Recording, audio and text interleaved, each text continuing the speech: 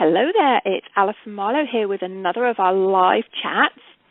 And today I'd like to start off with just something a little bit different. I'd like to start with a quote. It's a quote by Eileen Caddy, and she said, "Set your sights high, the higher the better. Expect the most wonderful things to happen, not in the future, but right now. Realize that nothing is too good.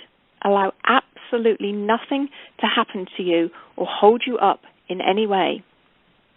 And I really love that. I think it's a fabulous quote, and one that I think is really incredibly important for us entrepreneurial women to remind ourselves of.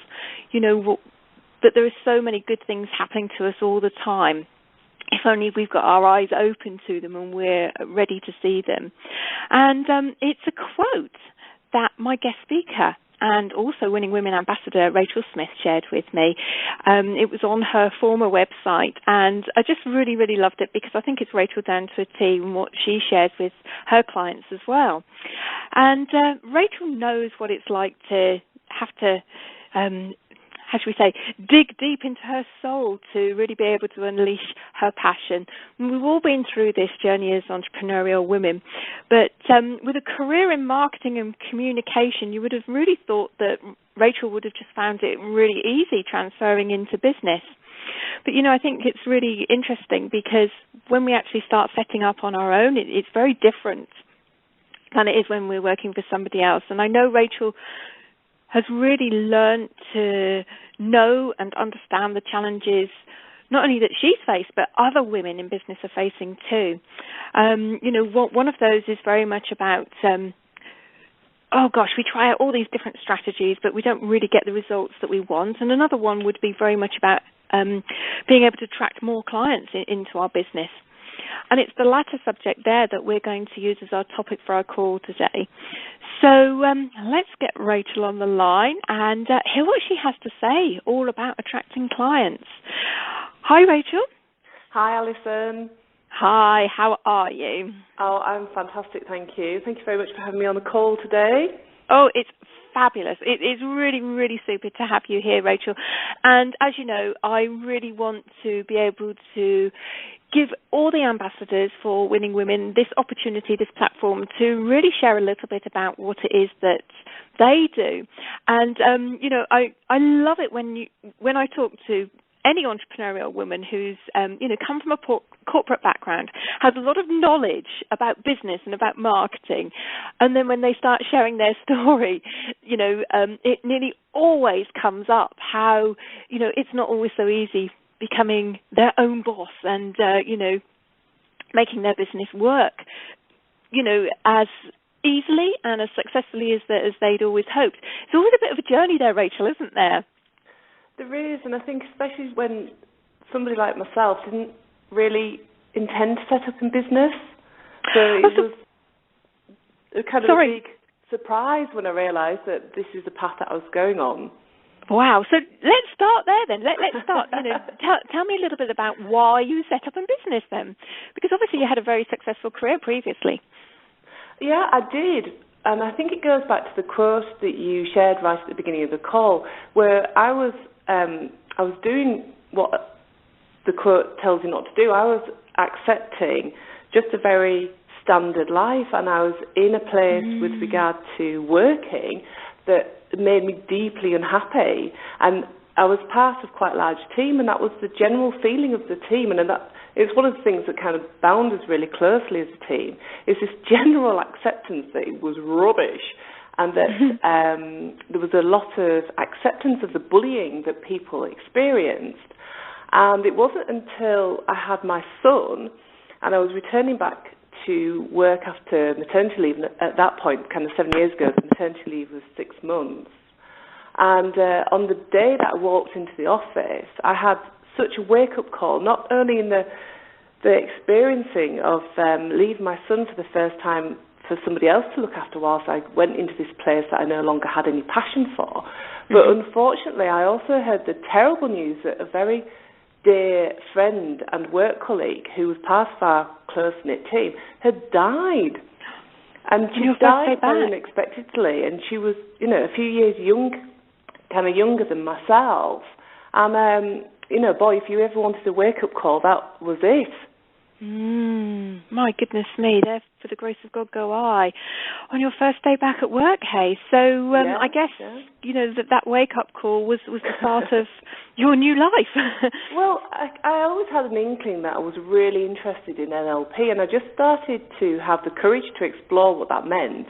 And I went back to work in the May, and by November I was signed up to retrain to be a life coach, and later on that year I trained to be an NLP practitioner. So it all happened very quickly, but still, even though I was going through this process of retraining, I hadn't quite decided how I was going to use that.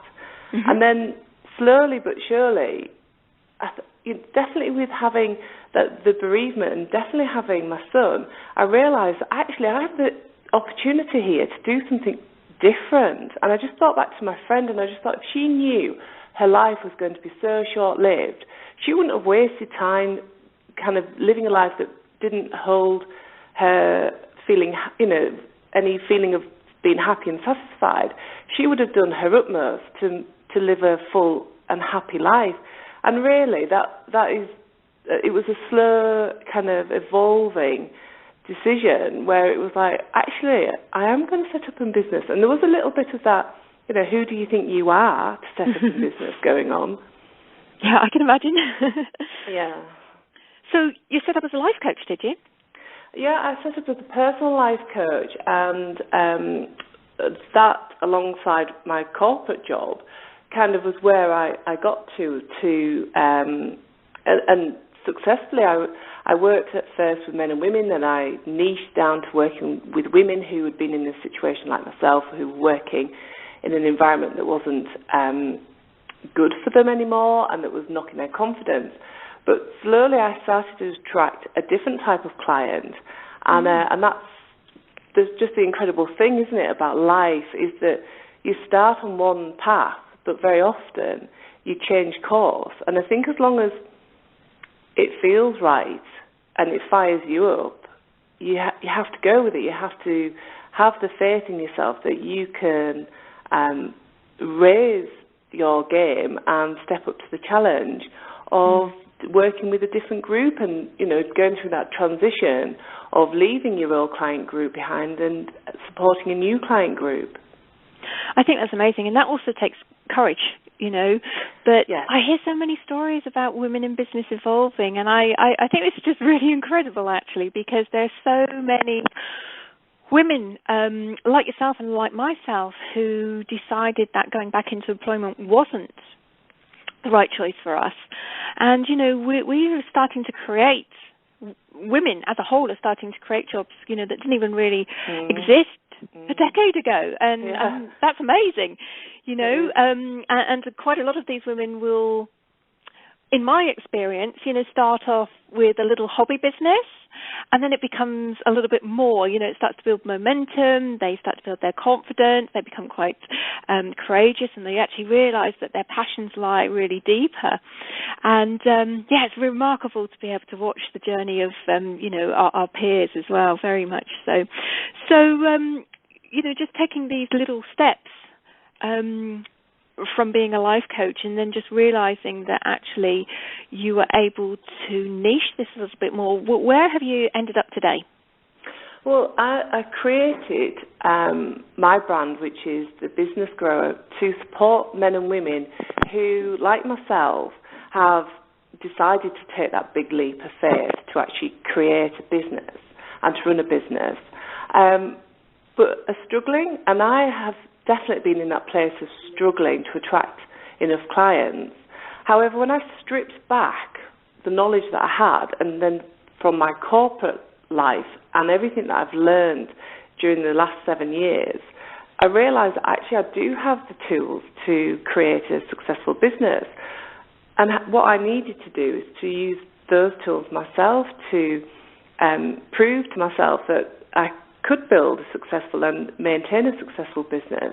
And now it's those tools and strategies that I use to support people who are in the same situation that I found myself 3 years ago, where I was struggling to attract enough clients into my business to make it a proper business rather than, as you said, a hobby or a kind of tabletop industry, which, that is some people's, that's what some people want to achieve, but other people, they've got ambitions and dreams, and I just love working with my clients to see that transition from people who begin to think that they've got to stop doing what they do and get a proper job to actually realising they've got all the skills that they actually need to create a really successful and thriving business.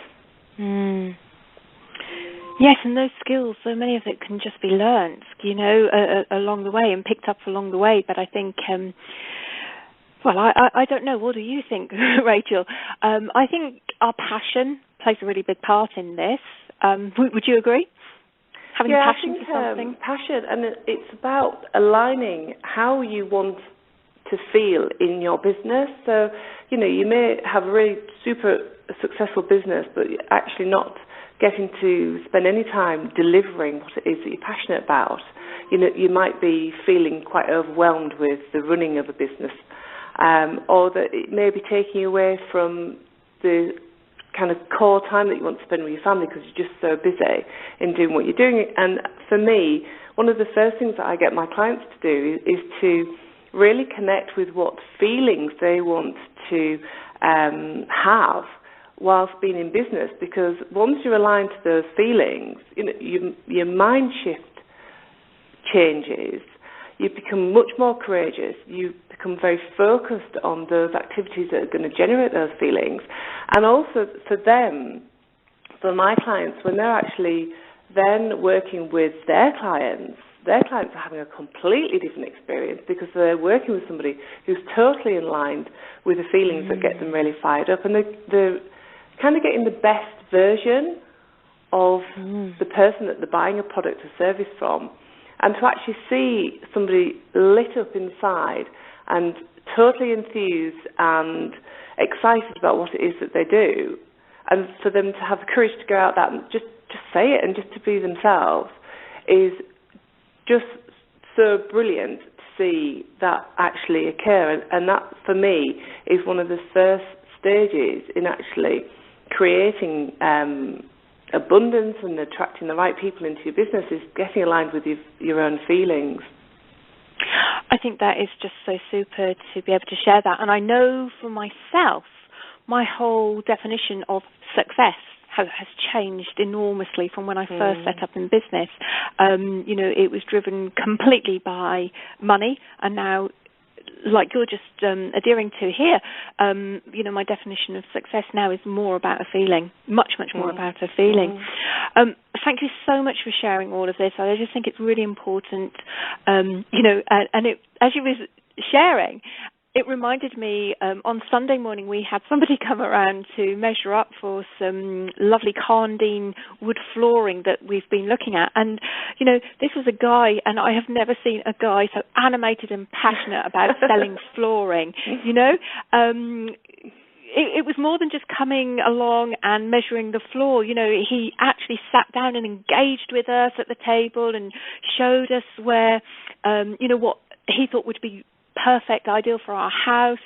But he was saying, and I've laid this, and he was looking at the display books, and he was telling us stories about where he'd laid things, and how great it looked, and you could just really feel the energy. Gosh, I don't need anybody else to give me a quote, because we were going to get free. I need him, Yeah. I want him to come and do the job, because he just obviously believes so much in what it is that he's doing there. And, I personally find that quite unusual coming from a guy, but just goes to show that we really shouldn't, tar everybody with the same brush. So let's just conditioned though, Alison, in terms of, I think people like yourself and the speakers who come to Winning Women and the people that we work with, they're giving us permission to get connected with our feelings and to behave in a really different way. However, most people are really conditioned to doing a job 9 to 5, and absolutely. It feels awful, doesn't it? Well, I know it's definitely not my choice. Yes. Yeah. It's definitely not my choice, and you'd never find me going back into employment. I'm just so wonderfully grateful to have been able to create a life living completely on my own terms. And, if I have topsy-turvy weeks, well, and that's my choice too, it's great. But, it's all very well having the passion, but, one of my experiences, one of the frustrations that I see and one of the challenges that I see, you have all the passion in the world, but, trying to find the people, the clients. I mean, this guy was lucky. We contacted him. But, if you're not making yourself visible even, let's just talk about this a little bit, talk around it. How can people truly and easily begin to attract more clients into their business or customers, depending on what kind of service or product they're offering? I think the second thing, and we've talked about being in alignment with your feelings, and boy, when you're aligned with your feelings, it just radiates out of you, like your example with the guy with the flooring.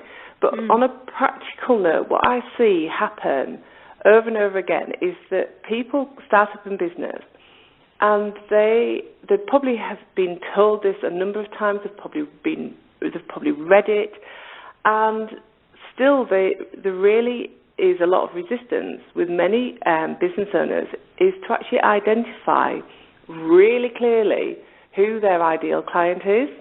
And so many people think, I can't do that. A, they're not really that clear. Or they just think that by doing that, they're alienating all of the possibilities.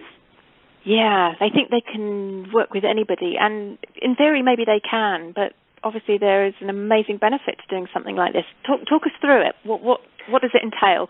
Well, I mean, this kind of very much comes back from my previous life as a marketing communication person, and I think what I see is that clients who won't identify their ideal client, they hear it and they see it, and the resistance about it is because they think if they do niche and that they do tailor their marketing messages and activities to a particular client group, it means that they can't attract other people into it. And what people have got to understand is that you will. Once you focus on who your ideal client is, and that's been completely clear about who they are, so you can model it on an existing client who just keeps coming back to you, or if you're not at that stage yet, you can create your own ideal client and think about them, really stepping into their shoes and thinking about what their life is like and the struggles that they're facing. And once you're really, really clear about that and you start to communicate clearly and consistently to that ideal client, other people will see you and other people will decide whether or not you're the right person for them.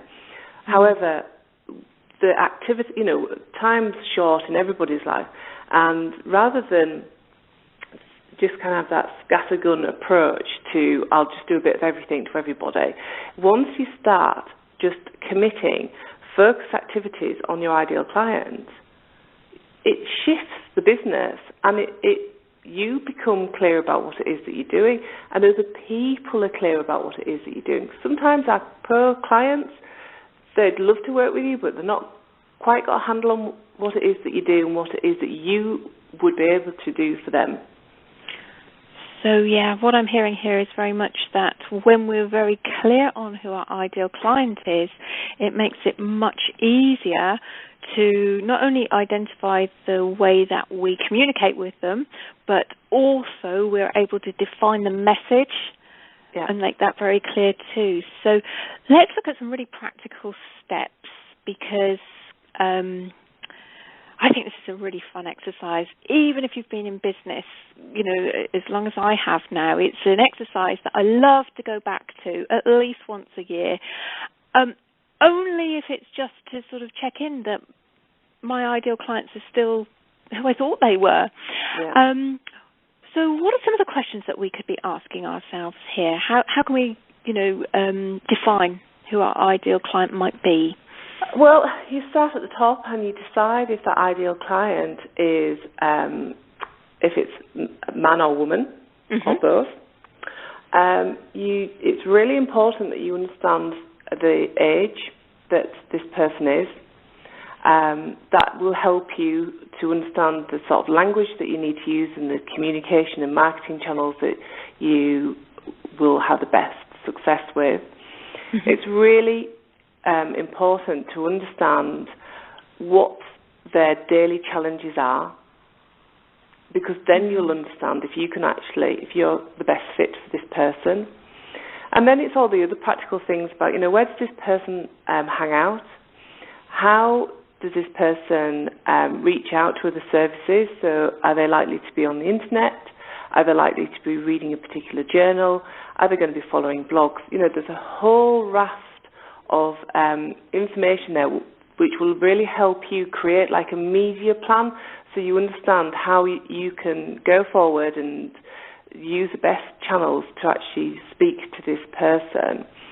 And it's really kind of connecting with their feeling. What is it that they're feeling currently, and how do they want to feel in the future? Because again, once you connect with your client's feelings, you can use those words in your messages to them. And I think everything that you're saying is so incredibly important, that we really dig deep with these questions as well. And, you possibly could even be looking at, what they do in their spare time. Are they married? Absolutely. Yeah, where do they hang out? Yeah, exactly. Even what their income is, because, after all, when we think about this, the whole purpose of having a business is for us to make a profit. And I think that's a really key question that we should be asking ourselves as well. I think, the income thing is a good one. However, sometimes, going back to that conditioning, Alison, is that sometimes people are at a certain level in terms of income, and they don't yet understand that they can change that. And that's a really challenge that we all face, isn't it? Is generally, our clients come to you, and they would love, a lot of our clients would love our high-end stuff, but they still have this money baggage, and I think that's a big part of people's transition, when they're letting go of the things that they've been brought up with, and they begin to realise that actually anything is possible, and they have to realign their beliefs to that. So the money thing is an interesting one. I focus less on that, because if somebody truly wants something, they will find a way of finding that and being able to move towards it.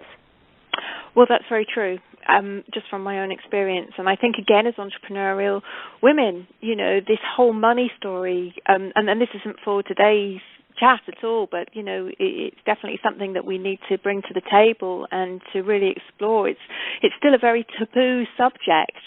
And I'm glad I brought it up, because it's so super that you have a slightly different opinion on that.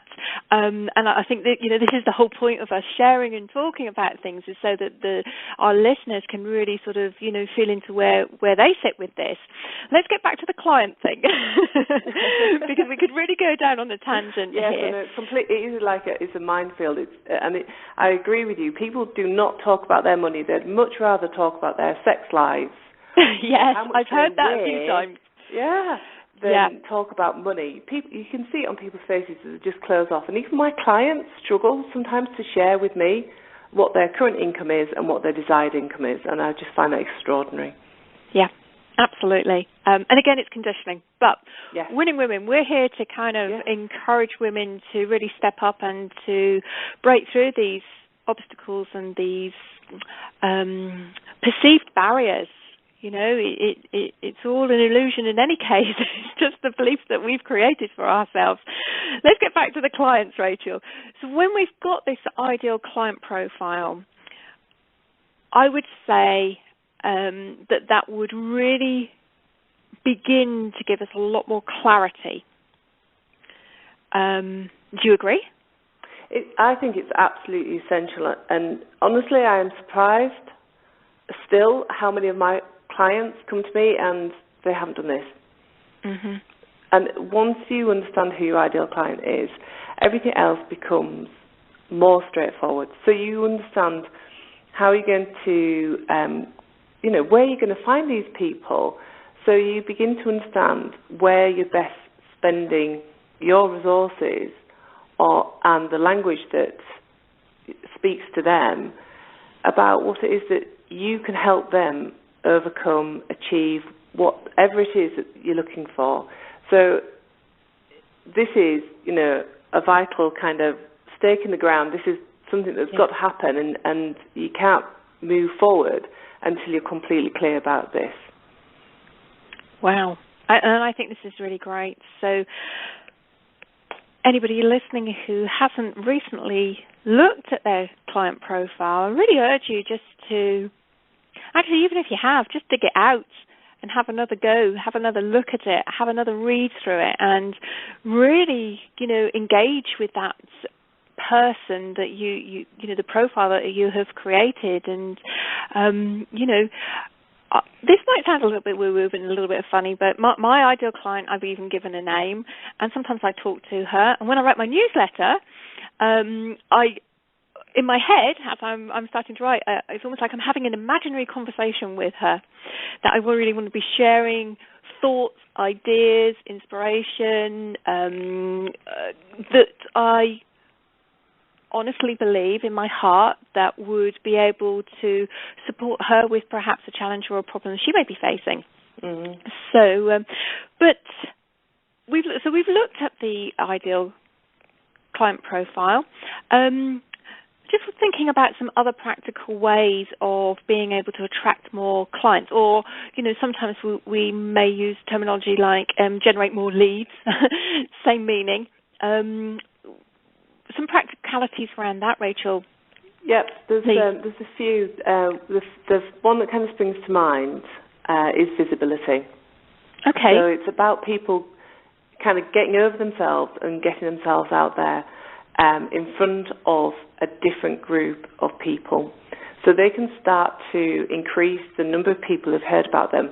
And it may be that they go along to an event, a meeting, I don't know, anything really, and it may be that they are stood talking to somebody and they know that this person is not their ideal client. It doesn't mean to say that this person doesn't know and somebody who could be an ideal client. Mm. So it's really about having a clear message and just going out there and finding more ways to get yourself out there and raising your profile, raising your visibility. So it may be that your ideal client is on social media, so it may be about using social media, and there's so many different ways that you can do that. You can create 21-day challenges on Facebook. You can use Instagram if your clients are visual people, to start drawing them in like that. I'm a massive fan of Pinterest. Mm-hmm. So I use Pinterest to kind of share the quotes and images that I like, that mean something to me. It's about going out there and just connecting with people. So, social media is brilliant, but you do actually need that person-to-person contact. One of the key changes that I've made in my business recently is that when I invite people in to have a call with me, rather than do it over the telephone, I actually have Skype conversations now, and that's much more powerful because you're actually there face to face, and it feels a lot more personable than a telephone call is. And I think in terms of other practical things, it's about being yourself. So when you're being visible, you have to be yourself. There's no point in pretending to be somebody else, somebody who you think they want you to be. You have to be yourself, because ultimately that's what people will invest in, is being yourself. And I think in this day and age, so many people, we have access to so many other people's profiles through different means that we start to think that's how you will be successful. But the only way that you will be successful is by being yourself, and by growing confidence in speaking and being in touch with your ideal clients and those people who could know your ideal clients as well. And actually, I think this is just worth something that we just spend a little bit of time on, because, knowing who your ideal client is one thing, but actually getting out there and being really visible in the marketplace is another. And I know they say very much that, everything we want is outside our comfort zone, but regardless of that, it can still be very fearful and very scary. And I know this from Winning Women, when women come along to the meetings, it's like, oh, I really didn't want to come along tonight, but I, been so pleasantly surprised by the warm welcome or whatever, So I know in a physical sense, particularly, it can be incredibly, some of the words that I've heard are daunting, fearful, actually showing up. But there's a great Woody Allen quote, isn't there? I think he says 80% of your success is in showing up. I think that's brilliant. It's just about being there, being present. But also it can be really quite fearful showing up online. And I don't mean by creating perhaps a profile on Facebook or LinkedIn or Twitter. What I mean is by getting your message out there. That's what can create a little bit of, maybe a bit of trepidation. And I just wonder if you had any tips around this, because to me, this whole thing about being successful, we have to work on ourselves, don't we, Rachel? We definitely do, and I think it is such a key question. And just it's kind of like, who said that business had to be scary? And if I had to go back and think about some of the feelings that I want to feel in my business, one of them is fun, and just thinking about going out there and saying, this is who I am. It does take courage. We've all been there, we've all done it, and every time you step up in your business, we have to do it. But one of the things that I've totally tried to encourage my clients is to allow themselves to make mistakes. And no one, it doesn't matter who you are, but no one is ever going to get their performance, their conversation, however it is, it's never going to be 100% in their eyes. It's never going to be perfect. And what I say to my clients is, you have to allow for mistakes. You have to give yourself permission to make mistakes, because the thing about mistakes is that they're great lessons. So as long as you're learning from your mistakes and you understand that next time that you present yourself on social media or you talk at a networking group, that actually you're going to change what happened the previous time. And I just think that rather than being fearful about being in business, let's create some fun and actually just give ourselves a break and just kind of get over ourselves and just say, do you know what? We are going to make mistakes. I mean, I consider myself to be a fairly good parent, but boy, I still make some mistakes. But, my kids they're not going to hold me accountable for those mistakes. The main thing is that you're there, you're showing up, you're being yourself, you're being visible, and you're stepping out. And the more that you do that, the more courage you'll build. And it's a momentous thing, it will build and build and build. But even when it's building and you're getting better at these things, you will still make mistakes. And it's like, just allow it. Allow those mistakes to be made, because if you just spend your whole time worrying about the mistakes that you might make, that will hold you back from moving forward. I totally agree. And if we spend so much time beating ourselves up for the silly little mistake we made, we're not going to get anywhere fast. And one of my mentors used to say to me, Alison, just fail your way to success. I think that's such a great quote. But I'm delighted that you've shared this, because I think there's a lot of women out there that really need to hear this. Again, it comes back to society's conditioning. And, we have been conditioned to want to be liked, to want to be nice, pleasant people. And nice, pleasant people don't generally go around making mistakes. But as you said, it's how we learn. So I love that what you're offering here is a real permission to be you, permission to feel your way through the quagmire of becoming a business owner. And even if you've been a business owner for some time, every time you step it up, there's more to learn. And we do need to be very kind and very gentle on ourselves, particularly as women. Yeah. We do work in a very different way than the men do, and I'm not saying that we're right, they're wrong. I'm not saying that at all. It's different, and we like to talk around our challenges far more. I think men typically, perhaps, in my experience at least, would be a little bit more solution focused. Don't talk about it, just like, okay, so what do I do about this, and just get on and do it. Rectify the situation. Yeah, I'm not sure that they spend sleepless nights worrying about the gas that they might have made at the school gate or something like that. I think they just get over it and get on with it. Exactly. And as you said, find a solution to it. Whereas we'll probably worry about it, talk to our friends about it, go on Facebook and talk to more friends about it, and then at the end of the day, it doesn't really matter, Exactly, and exactly, we are human, and we are here to learn, and I think one of the biggest things that we can actually do to really help ourselves here is to learn to forgive ourselves for our mistakes. Yeah. So easy, and then we can get back on with the fun things. Yeah, definitely. Let's have more fun than fear in business, because when it's about the different energy. You can feel the difference between when you're having fun and you're allowing and expanding to being fearful and worried. It's just different. I know what I'd choose. Absolutely. And, you can stretch yourself, you can challenge yourself in a positive way and still have a lot of fun. You really can, and you just don't know what might happen. And actually, a lot of this is coming back to the quote that we talked about right at the very, very beginning. Expect the most wonderful things to happen. Definitely.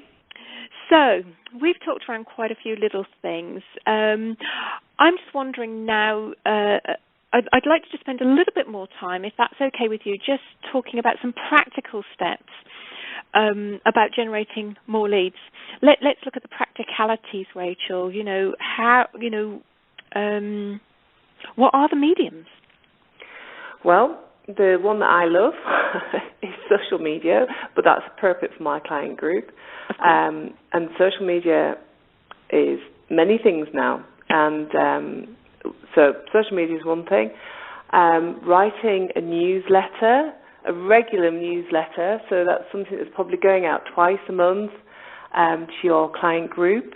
And there's certain aspects to that where you're giving some content that's relevant to your client group. It's also giving them an opportunity to stay in contact with you, so you'll be making an offer in that newsletter as well. And you can also tell them in that newsletter how to keep in touch with you during the time that they're not receiving that newsletter from you. Blogging is another... Sorry, I was just going to say about newsletters, this can be on and offline, can't it? I had a fabulous orange envelope came through the post last week, and immediately that was the first thing I opened out of the pile of the post. Card. So, I mean, direct mail, it will come back, because all things do, don't they? But this is another way of being visible. And standing out as well, because it's lovely when you can find something that your other peers are not currently using, which help you. So, one of the things that I've recently introduced in my Winning Women groups is that I give them postcards at the end of the session. So this is basically a postcard for them to write out what their intention is going to be. But there's always an invitation from me on that postcard to them, or there's a message about how they can keep in contact with me. So it's, just use different opportunities to tap into and continue to support your client group. So I think, direct mail. Yeah, the whole communication thing here is absolutely key, isn't it?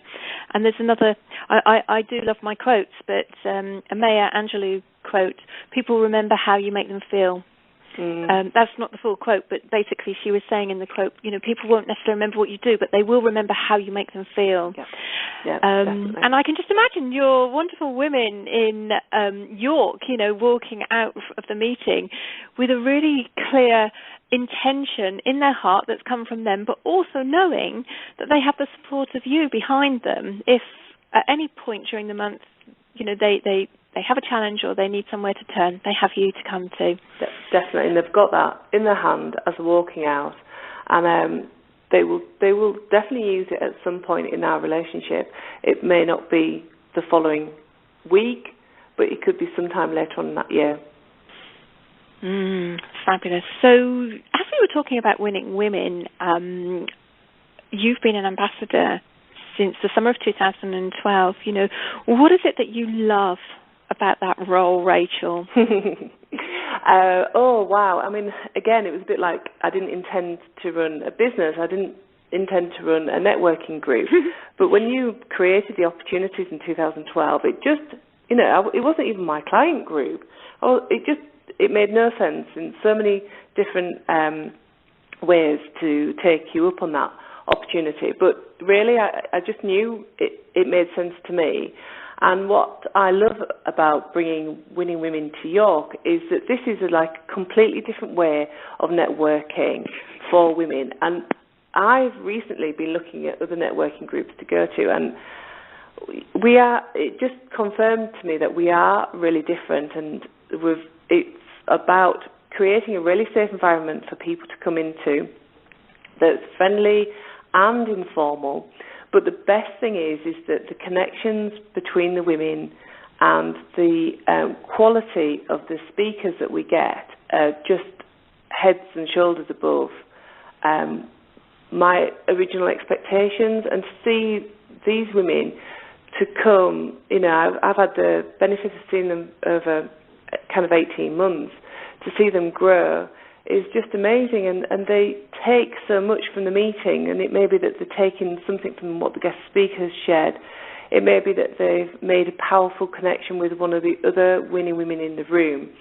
It may be that they're setting intentions that they perhaps haven't previously thought about, and it could be that later on in the month they do need some support, and they've got a way of asking for that support and receiving it.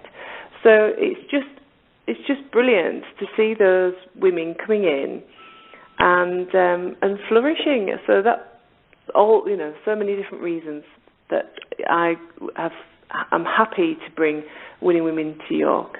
And you've been doing an amazing job, and I know that there have been some fabulous successes in York as well. And just very, very recently, one of those, one of your lovely winning women has just become an author. So very, very exciting times. And there's just an incredible group of women, and every week we get new members, and every month there's always several new faces. It's lovely to see that the group is growing and changing as well. Fabulous, as you do.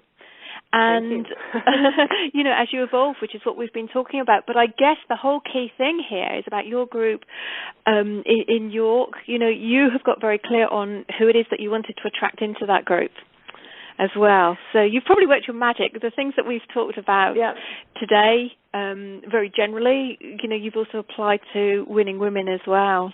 So you can use all of these tools that we've talked about in any line of work, any business that you have. And Winning Women, I don't like to think of Winning Women necessarily as a business, but you apply the same kind of principles and you get some really good results.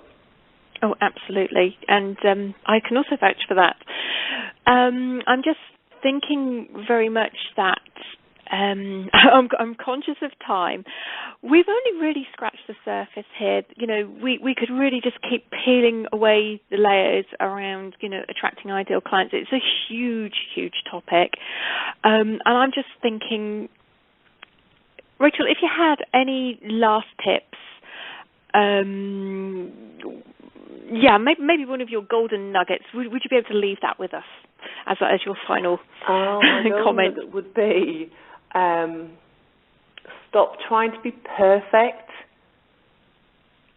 and stop waiting for the perfect time to take forward those actions that you've been thinking about for so long. Yeah, sometimes we just need to go out there and do it, don't we? Yes, definitely. I'm a good old-fashioned northern lass, and it's kind of like, just take those steps forward, gain some support from those people who you hold close to you, and rather than waiting for the perfect time, take it that the time is now for you to take that action. Wow, that's perfect. And I also like to say to some of my clients, when we're talking about taking steps, because sometimes it can feel so far from where we are to where we want to go, I encourage them to think about taking one step every single day. Yeah. And just to imagine where they will be this time next year, 365 steps closer to wherever it is they're going, and quite often they will have passed their goal of where it is they want to get to. So it's about breaking it down, being really kind to yourself. I think that's fabulous. Oh, Rachel, I've loved having this opportunity to chat with you today. I was so excited about the call because I know that your group is absolutely thriving up there in York as well, and long may it continue. Thank you so much, and I'm sure there's going to be future opportunities as well moving forward.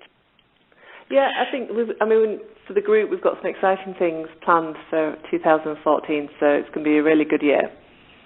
Super. That's brilliant. It's going to be an absolutely amazing year. Thank you so much, Rachel. Bye Thanks, for now. Alison. Bye for now. Bye.